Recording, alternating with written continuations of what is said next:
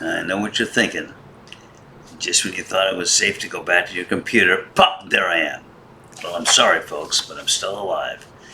And since my last conversation with you, I've reached a demarcation mark, which is, I guess I should be proud of myself, and maybe it's better than the alternative, maybe not, is I just turned 80. So, you know what you're thinking. He doesn't look 80. He looks 90. That's it. You people are no longer allowed to watch this show if you're going to make disparaging comments about the elderly. That's moi, the elderly. I'm elderly now. Take that, you snot-nosed kids of 75. To be 75. So, anyway, yeah, that's the sad truth. You can't say you're not old after you turn 80. It's just there's a law about that, or if there isn't, there should be. So if you're 80 and you're still not admitting that you're old, on the other hand, maybe I could get away with it. I don't know. You know me. I'm always looking for an angle. Unfortunately, he's hard to fool. So, here's 80-year-old me creaking at you from the old folks' home, also known as my house, or Francois' house. Show a little respect, Francois. You'll be old someday yourself. So, I'm back from my travels to beautiful San Diego, and it is a beautiful town. I went out there to try a case. I was supposed to be there for 2 weeks. And I ended up being there for 2.5 months. Because on the way to the courthouse, a funny thing happened on the way to the courthouse, as they used to say in the old vaudeville days. A funny thing happened to me on the way to the courthouse. My intestines ended up tying themselves in knots, don't know how. Thanks to my client's wife, St. Jennifer. She called the paramedics, even though I refused to acknowledge that I was in any trouble, even though I was lying on the bathroom floor and couldn't get up. Not the first time. This time it had nothing to do with drinking. And they whisked me off after figuring out how to get me down the stairs to the emergency room, and they performed emergency surgery on me. And then I was in the hospital for, I don't know, maybe it seemed like forever, but it was maybe only a week. And it might have been 2, I'm not sure, or a week and a half, but it wasn't any more than that. And then they booted me out over my protest stations. I said, I can't even get a drink in here. The least you can do is give me a martini on my way out. No, they didn't. So I went out completely sober, which is not exactly how I came in there, because I was high on a bunch of drugs when I got to the hospital. The paramedics were giving them to me in the ambulance we call it. So I recovered from that. I'm fine. We went ahead and tried the case, and the case took a week. And interesting judge. I'm not going to go into the details. He was very attentive, hardest working judge I've ever met. Paid excruciating testimony to every aspect of the case. He was also rather condescending and abrasive, which I didn't appreciate since he was young enough to be my son. And when I was his age, I was always respectful to elderly lawyers and elderly people in general. I'm not anymore, because there isn't anybody older than I am. Well, maybe a couple of people like my old friend Ash. Old friend indeed, in more ways than one. Good man, a good friend. But he's old. He's 83. 83? Who lives to be 83?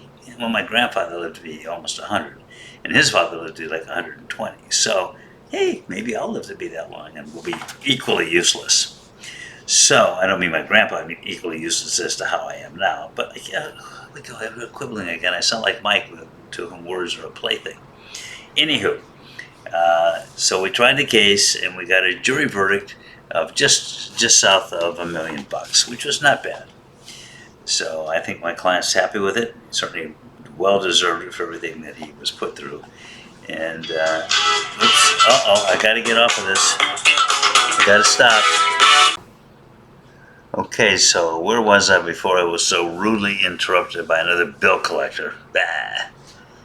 I told him I'd pay when I could get around to it. They said I've been telling him that for years. Well, then you should be used to it by now.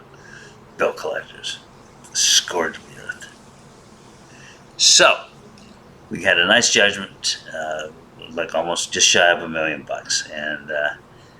and so everything worked out pretty well, except I was gone for 2.5 months. I did think of you people. I did a couple of podcasts, whatever these are called, while I was there. But now I'm back. Feels good to be back. Even my dog pretended to be glad to see me, although I could see right through his hypocrisy. He was just looking for me to get him another treat, which I didn't, because those treats are expensive, and he doesn't deserve it. His French is so bad that when he talks, he's a French bulldog. His French is so bad. When he talks, it sounds like he's barking. I know a lot of Frenchmen talk that way, but even so, it's annoying. Particularly from a dog, you'd think he'd be a little more sensitive to what people think of dogs barking, which is, it's even worse than his bite, if you can believe that. He didn't have a bite. This is also very disturbing. A French bulldog who doesn't have a bite? What's he doing with all those teeth? I don't know. I guess that's for him to know and us to wonder about. Think about it. Stress over it. Enough of that nonsense. So let's talk about something that matters. Oh, you don't want to do that. Okay, so two things. One, I can't believe I'm saying this, but I'm actually glad to see that Elon Musk has taken a hard look at the budget. And one of the things that they're focusing on is this diversity, equity, and inclusion, which I think is nothing more than just reverse discrimination. It's terrible that people should not be employed or not get promoted or not get a place in school because they're white. That's as bad as if that happens to somebody because they're black or orange or green or Irish or whatever. Discrimination is discrimination.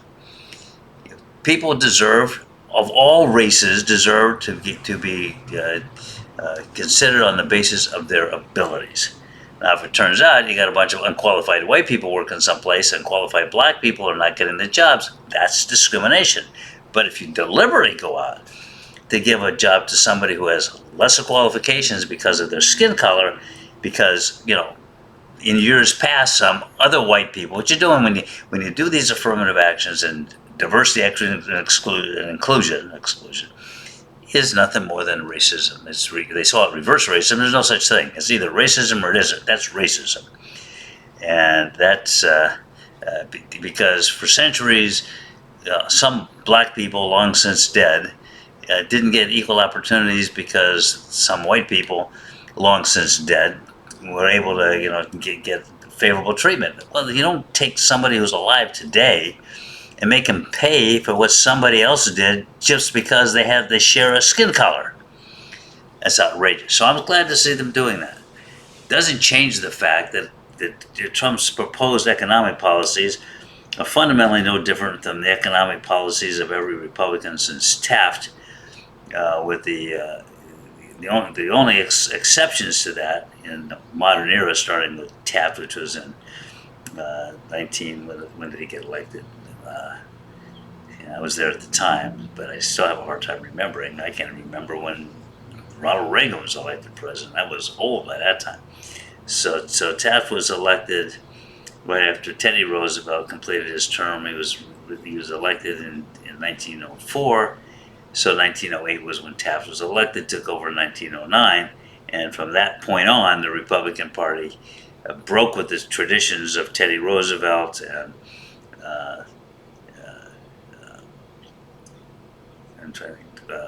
McKinley, and before that, Benjamin Harrison, and then, of course, General Sherman's baby brother, Senator Sherman from New York. Those were all the progressives in the Republican Party, and their philosophies of those days, particularly Teddy Roosevelt, pretty much became the blueprint for the modern Democratic Party. And I'm talking now about economic matters. I'm not talking about political correctness or all that other nonsense. I'm talking about just pure economics. So we got Trump is in there now, and I'm scared to death with he's going to talking about 20-some% tariffs to the whole world, and he says that's not inflationary. Right now, the Fed said that they're not going to lower any more interest rates because they're concerned about when the economy's too strong right now, which means that prices are going to stay high, and they didn't say it, but I know they have to be considering the impact that Trump's tariffs are going to cause on inflation. And so they're not going to take the brakes off. And of course, the market plummeted. It was just like, hello, market. You didn't see this coming? All of you people were supporting Donald Trump and then celebrating because your stock went way up. And, particularly those people of whom I'm quite bitter and jealous, like my friend Mike who owned Tesla stock. But it's like the laws of economics don't change. And Republicans just can't seem to get that right. And it really started with their assault on the General Sherman's baby brother's Antitrust Act, which was passed in 1890, and like I said, and that was signed into law by Benjamin Harrison. My great-grandfather, point of interest, was his finance chairman. They were next-door neighbors, they were friends, and this is Benjamin Harrison. And that was just my great-grandfather. So to what seems, most of you probably don't even know who Benjamin Harrison was, but he was president of the United States. He gets low marks from everybody for being an inconsequential president. That is not fair, and it's just typical of how historians make these determinations. I keep seeing these articles in whatever magazines or on Google, the IQs of the presidents. Well, they didn't have IQ tests for most of the presidents. So are they giving us George Washington's IQ? It's nonsense. So it's the same thing with this, with looking at presidents. They rate Benjamin Harrison, and I read these historians what they say about the presidents. They rate Benjamin Harrison as a non-event, as a non-equity, that he accomplished nothing. Well, he's the one who signed the Sherman Antitrust Act.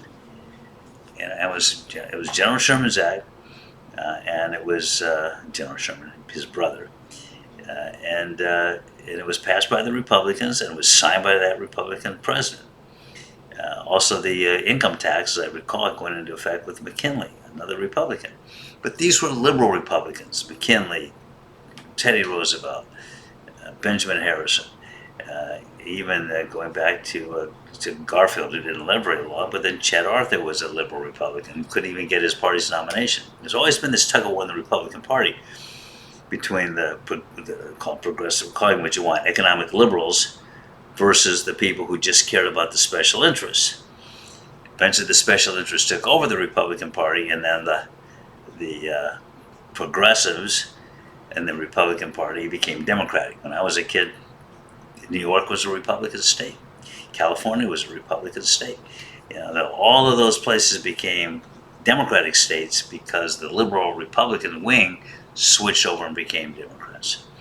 So that's just a little bit of ancient history for you people. I actually did a little chart the other day for my banker, because my banker seems to be confused about the roles of the presidents and the parties.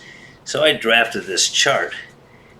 It's in my handwriting, so it probably will be preserved by historians that way. But I don't know, considering that the historians would give a bun rap to people like my friend Benjamin Harrison. I may not want this to fall into their hands. I was going to read some of this to you, but it's 3 pages handwritten, 2.5 pages handwritten. I don't think you have that kind of patience. I know I wouldn't want to listen to it, and if I wouldn't want to listen to it, why should you want to listen to it? So I do want to say that I'm holding my breath, I'm crossing my fingers with this Trump administration. This talk of tariffs is terrible. He wants to cut income tax rates for big corporations in half. And in the meantime, he's got Musk and Ramaswamy, or whatever the hell that idiot's name is, going after the federal budget to see where they can make cuts. I don't mind they're making cuts, because there's a lot of garbage that gets passed and a lot of money, but a lot of that money actually is helpful. For example, the thing that Biden just did with the infrastructure bill. That's a lot of government money, but it's good. It creates employment. It provides infrastructure that this country desperately needs. A lot of that spending is good. What I'm concerned about is they're going to go in and start cutting to the bone, and they may start cutting Medicare, they may start cutting Social Security. I don't know what they're going to do, but it's scary. And if the justification for doing that, and Republicans always do this, it's the national debt. Oh, the debt's too high. But in the meantime, they're slashing taxes for the people who actually provide the income, which hopefully is supposed to keep us from going further and further in debt. So they always do this. They slash taxes. Ronald Reagan did it. George Bush Jr. did it. Harding, Coolidge, and Hoover all did it, leading us right into the Great Depression. So it's like every time you turn around, you have Republicans slashing taxes for the wealthy, and you have an attendant massive increase in the national debt. The worst example was George Bush Jr., who took all the hard work that Clinton did, getting us down to like $300 billion in total debt. We're now in the trillions. In the trillions. We all thought, oh, those of us who think that's important, and I'm one of those, thought Bill Clinton did an incredible job. He had us on a 10-year glide path to eliminate the national debt altogether. And the first thing that George Bush Jr. did was he came in and he took that surplus that had been set aside just to pay down the debt, and he spent it. He gave it to states. He gave a whole bunch of it to his brother down here in Florida, so he could attract Scripps down here. That money was supposed to pay down the national debt, and Republicans come in and they just do it every time. They just explode the debt, and then they complain, oh, there's too much spending. No, there's not enough income. And so the danger is, and remember Ronald Reagan said this, he said, we want to starve the beast. That was his justification for slashing taxes. If you cut the revenue, then you got to cut the programs. So instead of cutting the programs, he said, I'll cut the revenue, that's starving the beast, and now we'll have to cut all these programs, which are mainly welfare programs that he was talking about. Well, what happened was, they didn't cut the programs. Most of our spending comes from, and don't you jump on me when I say Social Security. I know Social Security theoretically has a separate funding posture, but in reality it doesn't. The extra money that goes into Social Security, and I'll get to that in a minute, that money, that extra, is money which is then borrowed by the rest of the government, and it gives these meaningless bonds to Social Security and says, oh, I'm just borrowing money from Social Security, but we're going to pay it back. Yeah, right, like you pay everything else back. So all the Social Security surplus goes to fund the federal government. How did that happen? So Ronald Reagan slashes taxes, cuts revenue to the bone. He has to go out and borrow like crazy to get money to fund the government, because the government needs cash because you have to pay people. And in the meantime, he's got this multi-billion-dollar Star Wars program. I don't think that ever went anywhere. Oh my God, here we go again. That was Spam. No, not the kind you fry and eat, but never mind. You people are not technologically savvy enough for me to explain to you what Spam means. Explaining Spam. Yeah. No, that's Sam. Sam explaining Spam. Never mind. So what happens is he runs out of money. Because most of our bonds were sold, still today, they're sold to people like the Chinese government invest in the United States by buying our bonds. Banks buy our bonds. I once represented a company that was one of like 21 companies in the country that could bid on original issues of bonds. Very interesting.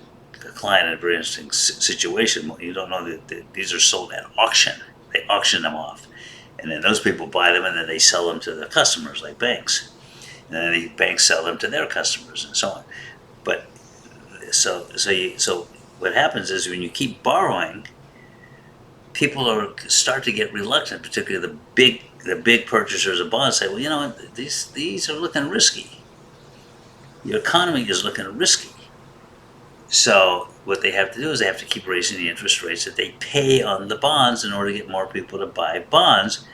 That eventually causes people to pull out of the stock market to buy the bonds because they're getting a better return on investment.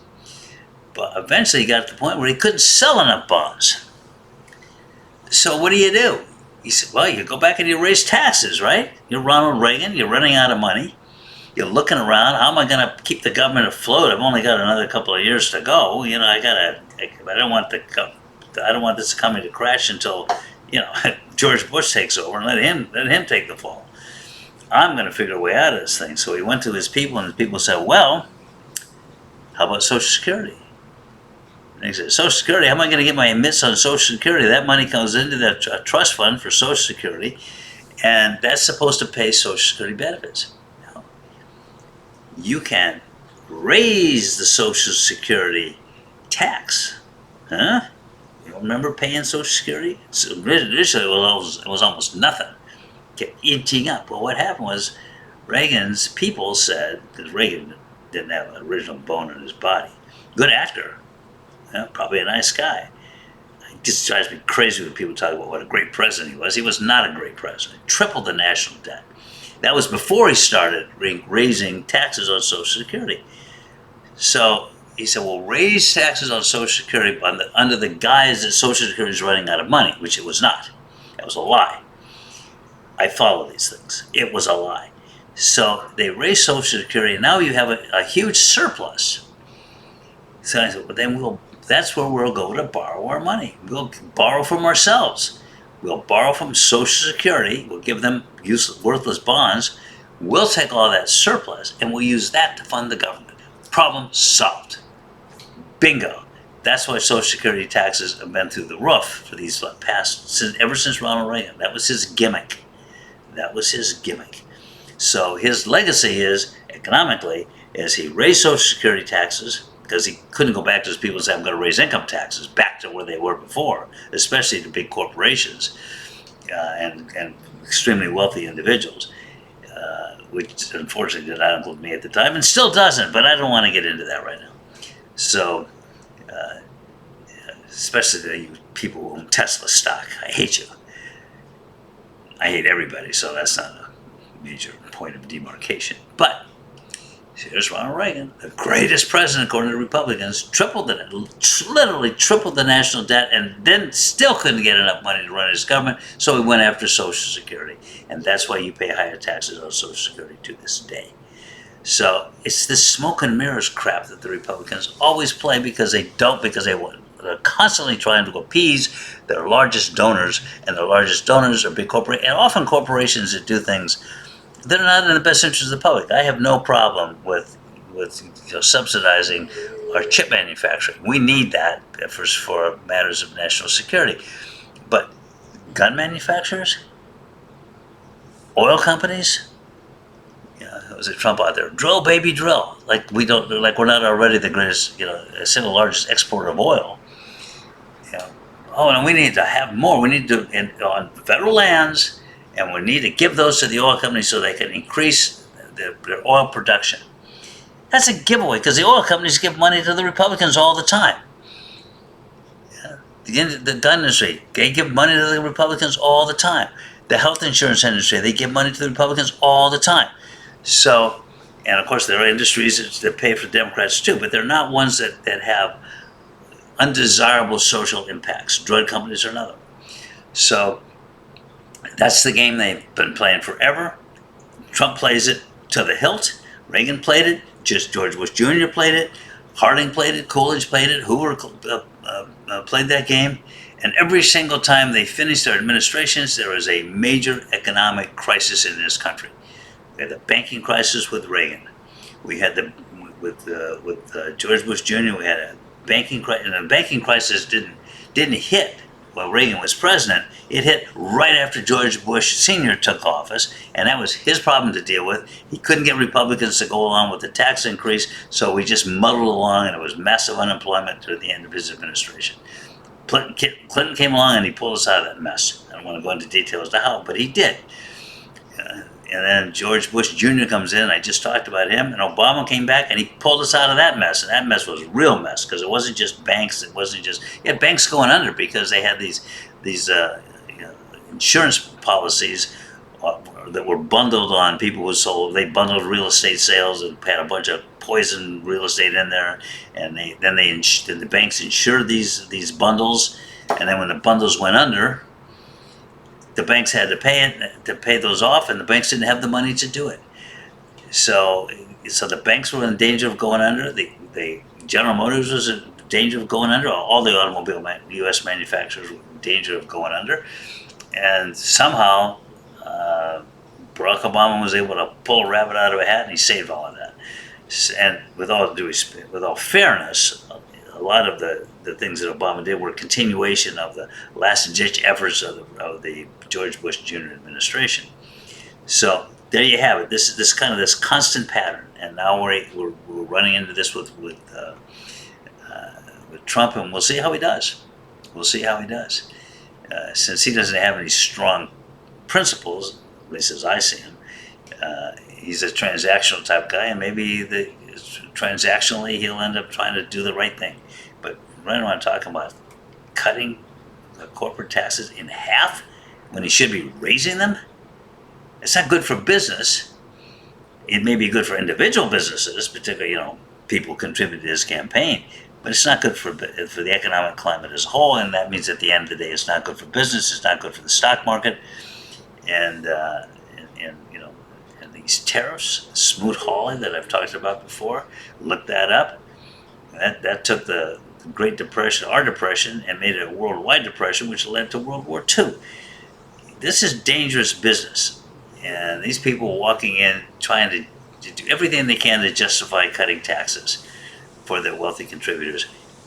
It's dangerous. It's been a disaster before. We can only cross our fingers and hope it's not a disaster in the future. In the meantime, I'm sitting here, this is Thursday, and tomorrow is supposed to be the deadline for saving the temporary stopgap bill to fund the government, and the government might just run out of money. It's amazing. It's amazing the kind of people we have making decisions in this country today. It's scary. And yet no one calls me and says, "Hey Ed, what should we do?" Oh, that reminds me.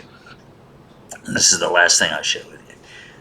So, I love my dog, Monsieur François Pierre. Il parle français très bien, mais il est un idiot sometimes.